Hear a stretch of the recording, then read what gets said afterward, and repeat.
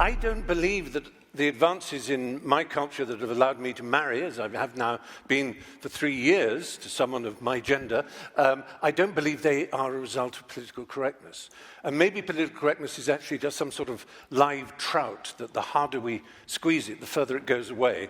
And you will be saying, I'm not talking about political correctness, you're talking about social justice, with which I agree, with whether you want to call it identity politics or the history of your people, the history of my people. My people were slaves as well. Both the British were slaves of Romans and the Jews were slaves of the Egyptians. All human beings have been slaves at some point, and we all, in that sense, share that knowledge of how important it is to speak up.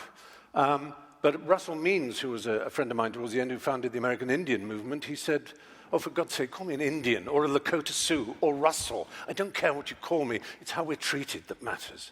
And so I'm really addressing a more popular idea. Also, actually, in Barrow, Alaska, an Inupiat said, call me an Eskimo. It's obviously easier for you because you keep mispronouncing Inupiat.